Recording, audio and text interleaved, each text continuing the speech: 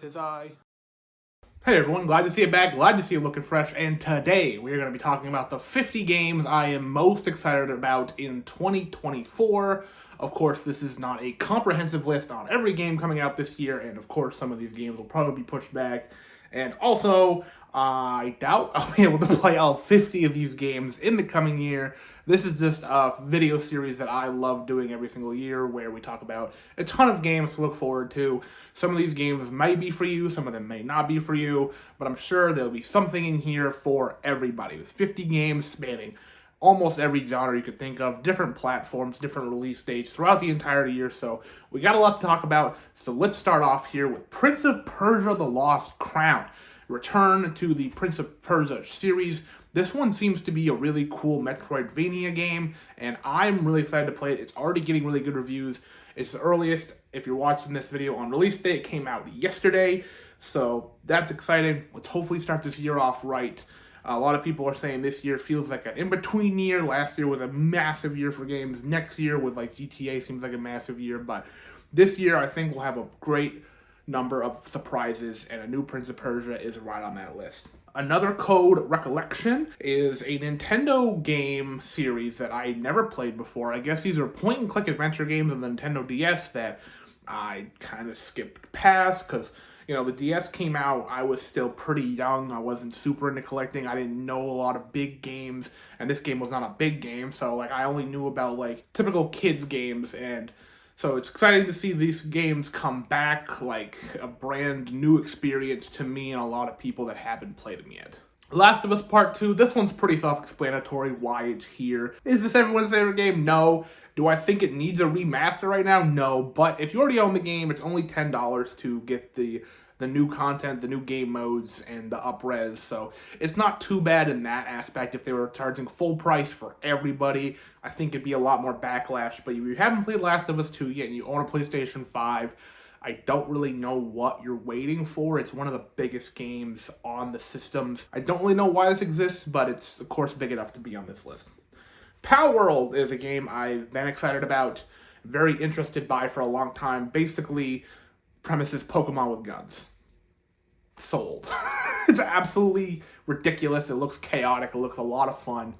And, you know, it comes out now, and I'm stoked to play it. I hope it's as good as it kind of, like, sparks that hope inside of me that it is that great, and it's just pure fun. It doesn't need to be a masterpiece. It doesn't need to be a new tour de force in storytelling. Just Pokemon with guns seems to be a sold enough concept. Like a Dragon: Infinite Wealth.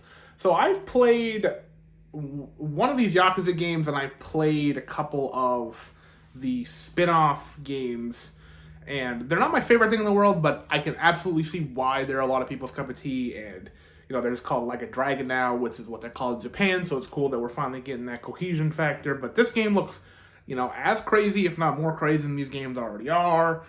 Looks silly, it looks fun. So if they're your cup of tea, it's coming out soon. Tekken 8, probably the most prolific fighting game of the year. Last year was a really good year for fighters. This year, you know, Tekken 8, it's their time.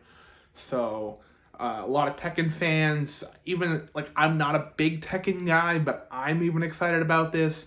It's just a new step in a franchise that's lasted a long time and has had that iconic stature for a long time. And, you know, it's cool to step in the next generation.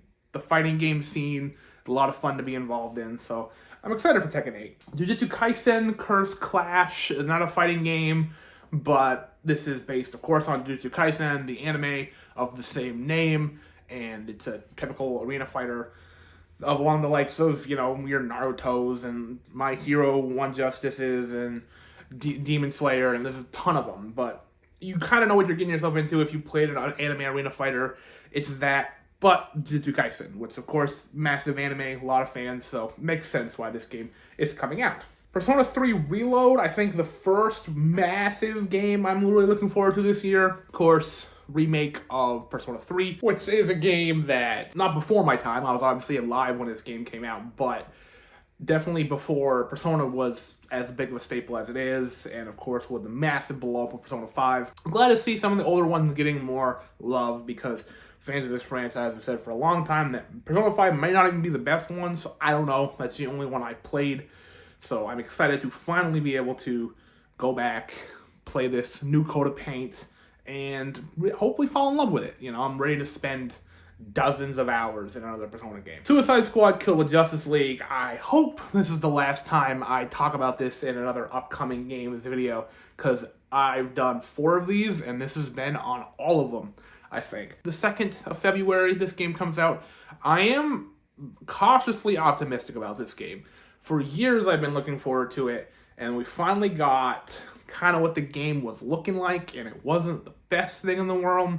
But recently, we've gotten more gameplay footage, and it looks fun. It looks like, I remember, oh yeah, Rocksteady made this. Like, one of my favorite developers of, some of my favorite games of all time, like that Batman Arkham games, are absolutely incredible. So I am still cautiously optimistic. Probably not a day oneer like I was hoping it was going to be, but still, I look forward to playing this at some point this year. Konosuba, God's blessing on this wonderful world, love for these clothes of desire. If you know Konosuba, you know that name isn't too off the base for what this franchise is known for. Of course, I'm a big fan of the anime, bigger fan of the movie. I think the movie is absolutely wonderful.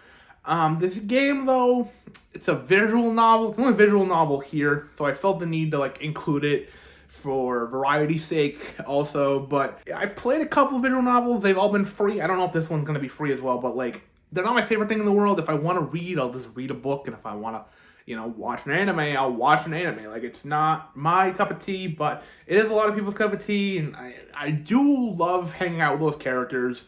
I love being in that world, so maybe I'll give this a try at some point, but it's definitely not at the top of my list. But by all means, if you love visual novels and you love Konosuba, you should absolutely love this. Tomb Raider 1-3 Remastered. This is pretty cool. These games I did own on PlayStation 1. I was given a lot of games as a kid from one of my family friends, and I didn't really play it enough to really grasp it. I think it was the first Tomb Raider I owned.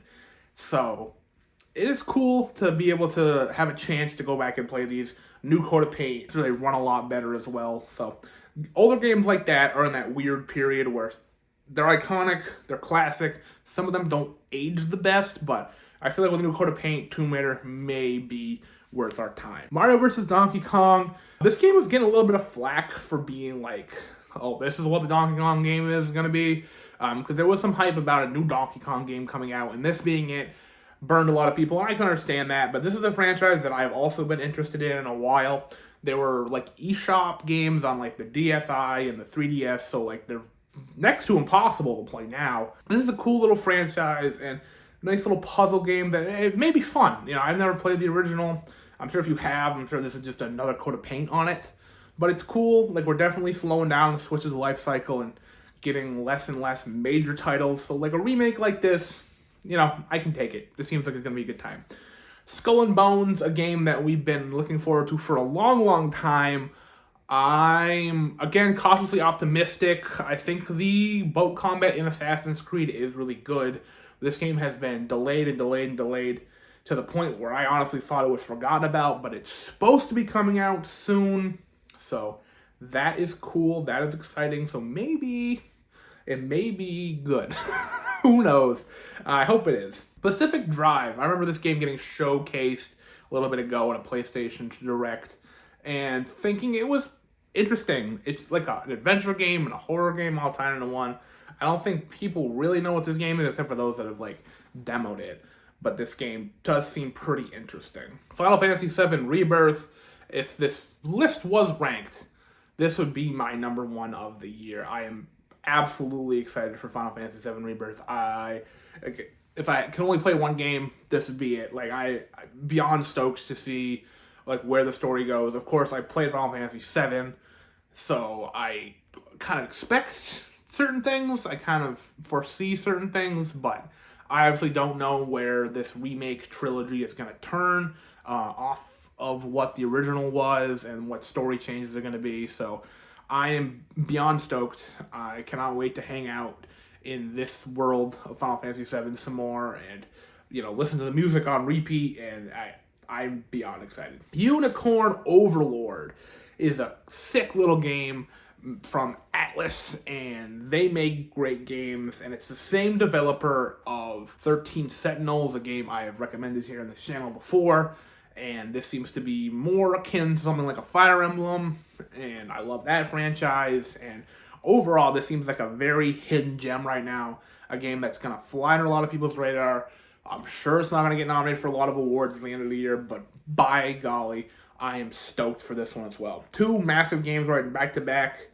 Unicorn Overlord is absolutely in some of my most anticipated territory. Dragon's Dogma 2. I never played the original Dragon's Dogma, but it's a big Capcom game, a franchise that I'm excited to get into because I do love Capcom games. So I'm excited for people that have played the original and are stoked for a sequel. I can just hop in as a new fan, hopefully. The story is not too in-depth or entangled the first one where I'll be confused or lost. Hopefully I can just jump right into the second one.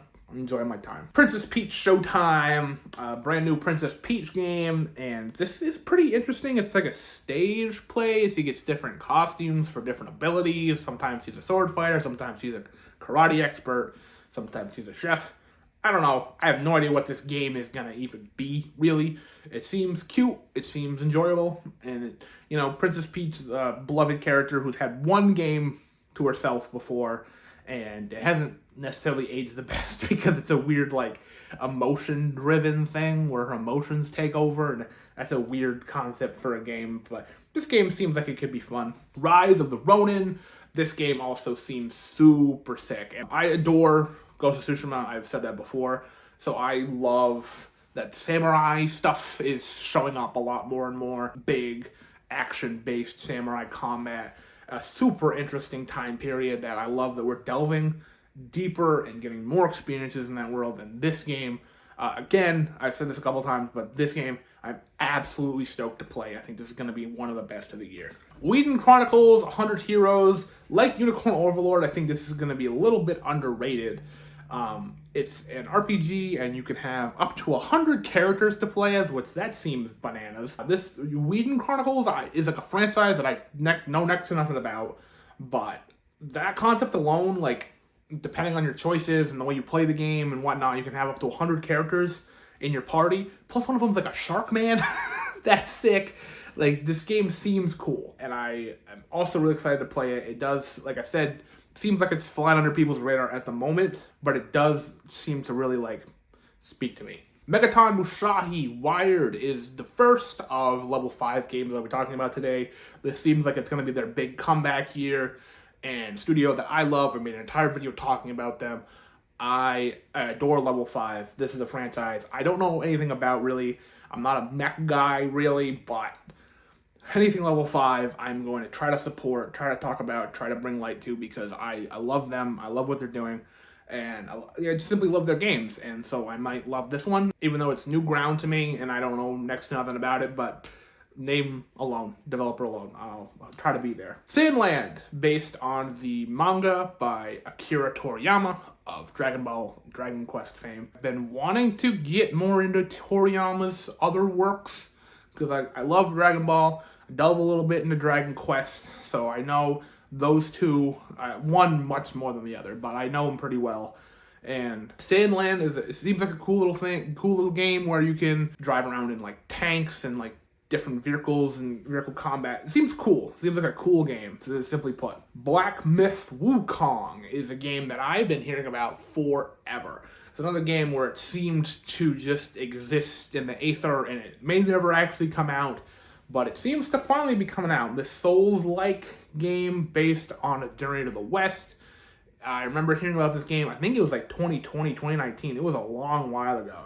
Seeing the very first tech demo of this game, and seeing smaller team, smaller budget, and seeing still beautiful CGI work and absolutely astounding design, and I hope it lives up to the hype it's garnered over all these years. Warhammer 40k Space Marine 2. Warhammer fans, more Space Marine. This is an entire world where I've said a couple times in this video already, I don't know much about it. I know next to nothing about the Warhammer universe, and I don't even want to start to try to act like I do, because a whole universe and different settings, and if you love it, it's coming out. So those are all the games with release dates that are set right now. Of course, they still may be pushed back, but these are the games that either are slated for 2024 or rumored, or games that I'm kind of hoping will be, like games that we've heard about a long time ago that should be coming out soon. These are the rest of the games we'll be talking about here today. Another Crab's Treasure, another Souls-like. This is a much cartoonier art style, an indie game, a game that I am very excited about. See, I'm not a big Souls-like guy, but this game looks a ton of fun. Has an adorable little guy, little crab man that you'll be playing as. You collect different shells that do different things, and even has like a mode where you use a gun if the game gets too hard. It's just an instant kill, which is hilarious. So this game feels like it's hitting the marks that I need it to be, and it looks really fun. Animal Well, the first game from Big Mode, of course, Donkey's new publishing company, and it's a Metroidvania. It seems very atmospheric and like quiet and adventure driven, and it seems like a very interesting experience that I would be excited to try. Avowed, of course, Obsidian has had their Fallout games and Fallout-esque experiences with Outer Worlds, so why not try Elder Scrolls? You know, I think they're a good developer, and I'm excited to see what they can do in the fantasy realm. Contra Operation Galaga? I don't know if it's Galaga, Galuga. Galaga seems like it could be it. But a return to form, maybe, for Contra games. Of course, I'm cautiously optimistic when it comes to Konami. Contra is a franchise very famous, very iconic. So more Contra games, I think, would do well, and more of the simplified style. Not trying to shake the formula, not going top down, not doing first person, just straight up more Contra. That's what people want, so, I don't see why they strayed from it for so long. But hopefully this is a return to form. Deca Police, more level 5 goodness, hopefully coming out this year. Open world, crime, drama, police, mystery thing. And it's got big praises at Tokyo Game Show. Art style to die for. I love level 5, so this game, if it comes out, very high on my anticipated list, because new experiences, like I said, I love open world games, I love level 5, so it seems like a match made in heaven for me. Dragon Ball Sparking Zero, of course this game may not come out, but could contend for the biggest fighting game of the year with Tekken 8 if it does. Basically, Tenkaichi 4, called Sparking in Japan, from what I understand, so they just kept the name over here, so it's not Budokai Tenkaichi 4, it's just Sparking Zero, so more Dragon Ball. The biggest hype factor with this game is definitely the roster. I feel like this roster is going to be absolutely massive. We have OG Dragon Ball Z, Super, even GT if they want to get into it, and maybe even like the new show, Daima, could have a little bit. I don't know. Obviously none of us really know, but it's had a long production cycle, longer than most anime games have given, so I think, bar none, this is going to be top tier in terms of anime games. Fantasy Life I, The Girl Who Steals Time. More level 5 goodness, a sequel to Fantasy Life, a game I have championed on this channel before, a absolute gem on the 3DS, and I adore that it's getting a sequel. I was, thinking a long time ago about 3DS games that it's a shame that it's locked to that system. Fantasy Life is absolutely one of the things that it's like, it's a shame that it's a 3DS exclusive. At the time, it's like a cool thing. They'd be like, oh, it's exclusive, get the 3DS to play this cool game. Now that like the eShops are shutting down, the game's expensive because it's hard to find, it's a lesser sold game. A grand experience like that, I think, could really work on, a TV console, even PC. So it getting a sequel is great to be able to fulfill that void of more Fantasy Life. More people can play these games, and I'm very, very excited. If this game comes out this year, I think it could very easily top my Game of the Year list. It's very possible. Hollow Knight Silksong, this is kind of a lofty Hail Mary, a hopeful pick on this list, and if it doesn't come out, understandable. Like, we kind of expected it last year based on like what Xbox said at their presentation, E3 presentation the year prior, that everything in this presentation will be out in the next year, and Hollow Knight Silksong was a part of that. So I am expecting this game to be closer than further. Like, I feel like we're on the cusp of seeing Silksong soon. Hades 2. Hades was a great roguelite. I'm interested to see the story with Hades 2, where they go with it, how they mix up the formula a little bit, because Hades is such a fast-paced and varied game on its own. I assume just kind of like, new characters, new weapons, new levels, like that's the simple solution to what Hades 2 could be, but I'm interested to see what it turns into anyway. Inazuma 11 Victory Road. I know next to nothing about this, and other than it's level 5 and it's sports, a franchise that I'm not too familiar with at all, but like I've said before, name recognition alone, level 5, I'm going to champion them any chance I can get. Kingdom Hearts Missing Link is a mobile game, the only mobile game we'll be talking about, and it seems weird to even just have one on a list like this, but when it comes to Kingdom Hearts, every game matters, for better or worse, and it comes to the grand scheme of the story, so even what seems like it could be a title that you want to skip if you just play Kingdom Hearts 3 and you're waiting for Kingdom Hearts 4, if you want the whole story, when it comes to Kingdom Hearts, this game is almost required material. Metal Gear Solid Delta Snake Eater. I don't know if this game will come out this year. I've seen it on a couple 2024 lists, so I decided to put it on mine. I'd be stoked if it did. Metal Gear Solid 3, of course, is a landmark title, a masterpiece, a lot of people's favorite game of all time, so a remake of that game, great place to start. Again, Konami, cautiously optimistic, but excited nonetheless for when it does finally come out. Metaphor ReFantazio is from the Persona team. It's not a Persona game. It's like a Shin Megami Tensei-esque thing, I think. I think it's in that same kind of universe. And I'm excited to see it. Shin Megami Tensei, of course, Persona have gotten super big over the last couple years, so a third branch in that franchise may be really cool. Paper Mario: The Thousand Year Door Remaster, of course, this one had to be on here. An absolute gem on the GameCube, people's favorite game, maybe the best game on the console. Finally coming back, finally getting the love it deserves.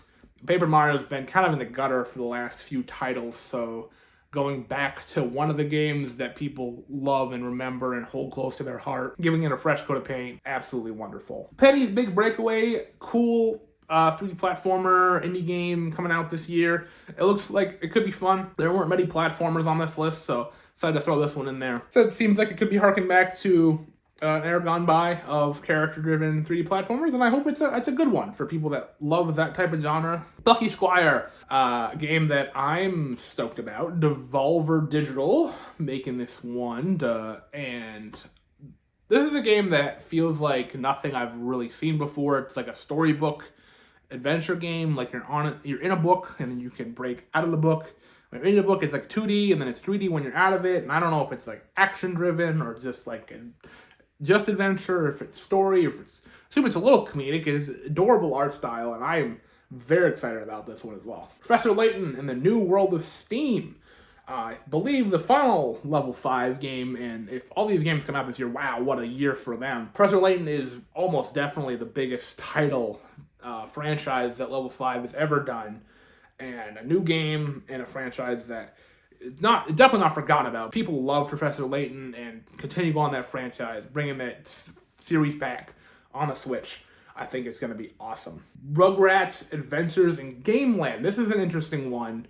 Of course, it's officially licensed, the Rugrats game, and I normally wouldn't put something like this, like a movie or TV tie-in game, without huge backing behind it, but it is like a retro throwback to like an NES or a Game Boy game, 2D adventure. It seems like a game that should have came back late 80s, early 90s, but obviously didn't. It's a game that could be really cool. Obviously, just going back, making a simple game, simple platformer, but modern sensibilities, it could be sick. And it's very interesting to have a Rugrats brand do that. Shantae Advanced Risky Revolution, a game that was actually forgotten about, a game that should have came out on the Game Boy Advanced, and it's finally being re-pieced together by old materials that the team had, and this game is super exciting because of that. Like, this game should have existed, it should have came out, but just the bits and bobs, like, never came together back on the Game Boy Advance, and now they're finally being retooled and we'll finally be able to play this game, this forgotten game, in the Shantae universe. Senua's Saga Hellblade 2, another game that feels like it's been coming out forever. But it's finally coming out. It should be coming out, and it's exciting to see Xbox. This is becoming one of their more flagship titles every time they have a presentation, every time they show up at the Game Awards. This game seems to be talked about a lot, so I am excited to see where Senua's Saga takes us. Spy Anya Operation Memories is an anime game based on the Spy Family universe, where you play as Anya and you take pictures. Definitely not what I thought a Spy Family game would be if you would have presented the idea to me, but could be cute. Anya's an adorable little character, and I like Spy Family. It's a very cozy show, a very comfy show, so I think this game could fit right in that comfy, cozy vibes. Star Wars Outlaws, more games in the Star Wars universe this time. We don't have a lightsaber. We're an outlaw in the universe. We're blasting, we're flying around, we're having a good time. Games like this, like I said, typically Star Wars games, you want to have that lightsaber, but this one, it's just more in the Star Wars universe, is very exciting. Stellar Blade, a game we have not heard about in quite some time. I think this game, combat-wise, looks awesome. It's super fluid, it looks like a ton of fun, and I hope we hear about it, because it's been a bit since we've heard about this game, so I feel like it's closer rather than far away. Visions of Mana, the newest Mana in the Mana series, an absolutely famous franchise, a famous series of games, and just more in that world, experiencing more, because these games aren't all the same type of RPG. So I'm excited to see what kind of RPG. Is it top down? Is it 3D? I don't know. So we'll have to see what Visions of Mana is when it finally comes out. Wolf Among Us 2. Sequel to Wolf Among Us. I'll have this game on, if this doesn't come out this year, guaranteed in a year's time, when I talk about 2025 games, it'll be on that list too, because I am stoked to finally see more of Big B Wolf's story. The original Wolf Among Us was one of the first games I got on the PlayStation 4, and I adored it. I loved playing it. I loved experiencing that story, and I cannot wait to finally see where it goes. And our last game, World of Goo 2. What a weird title to get a sequel. World of Goo was a famous WiiWare. It was the most famous WiiWare exclusive, I feel like, and it's back in a sequel. One of the coolest announcements of the Game Awards, just out of left field, a game I haven't thought about in a long time. More gooey puzzle solving. Seems like it could be fun. So, that is my list of 50 games coming out this year. First half, of course, with release date. Second half, not quite, but still feel like they could all come out this year. If they all do, seems like it's going to be another great year for gaming, as was last year and the year before that. So, are there any games I missed on this list that you were absolutely stoked about that I did not talk about? And if not, what game on this list was your most anticipated here? So, that'll about do it for me. Thank you so very much for watching. And as always, like this if you like this, subscribe if you haven't already, and I will see you at some point.